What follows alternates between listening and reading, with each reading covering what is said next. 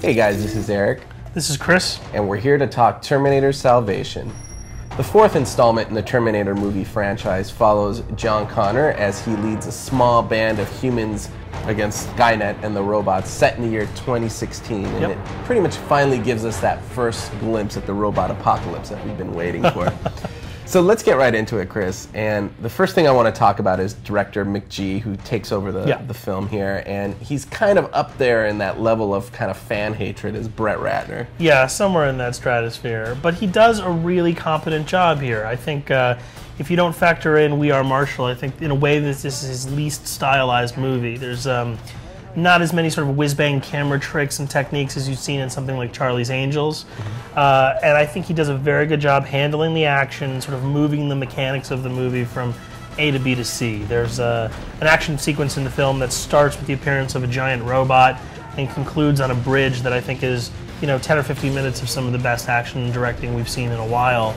But it's really the pacing and the script that provide him the most problems. Yeah, I'm going to agree with you. I mean, he really nails the action and the visual effects. I mean, these are visual effects on a level that he hasn't dealt with before, and he really nails it there. But for me, the problem was the fact that the movie moved too quickly, and it never gave me a chance to kind of slow down and connect with any one character. Yeah, this movie sort of suffers from something that the first two movies did exceptionally well, which is to have those moments where you have a mother and a son, or you have, the son trying to learn to care for this Terminator who'd previously tried to kill his mother. And then you had moments that actually explained the time travel to you and sort of set up the drama. None of that exists here. Mick G sort of blows by that to get to the action and just advance the plot.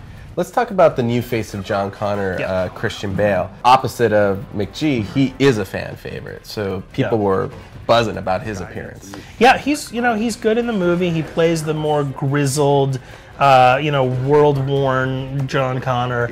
It's definitely an evolution from what we'd seen in the previous films, but he sort of suffers from being a little bit of a one-note character here. There's a little sort of homage to the mythology of John Connor that exists among the Resistance.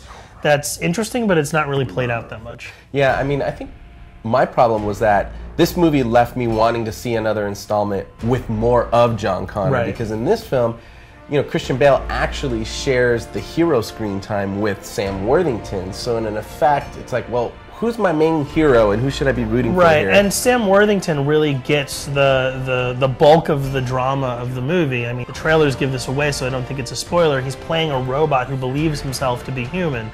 And that's really the theme of the movie is, can you make a choice to be more than just a machine? And, subsequently he plays that really well, and the audience cares more about his character than they do almost anybody else in the film. Let's talk about how this film fits into the overall mythology established in the Terminator franchise. I love time travel, I get it, I read it, I dig movies about it, but this one had me effing confused. It's just too much before it, too much change. Right. There's a line in the movie where Christian Bale as John Connor says, "This isn't the war that my mother told me about." And in a way, that's sort of the line that you have to use to excuse the mythology problems. This is not does not stick to the timeline presented into the original films. And so if you just sort of look at it as the efforts of the Terminator to kill John and Sarah Connor in the previous movies have pushed back the war, but you can't change fate. It was inevitable. And then just to let yourself have a good time. This is so frustrating, though, to have that whole, oh, but we blew up this Skynet facility, but there's another one that exists somewhere else, so the war continues. Right. This is so frustrating. All right, give us your star rating and your final thoughts. We're going to give this movie 3 stars. It's definitely entertaining. It's a nice visual, action-packed movie. It just feels a little, not pointless, but it doesn't add anything to the mythology. It doesn't build the sort of story of Terminator. So at most, it's an entertaining summer, big blockbuster action flick, but it's nowhere near the sort of high quality of something like Terminator 2. Yeah, I'm going to say that Terminator 2, T2, is still the benchmark for this franchise. Yeah.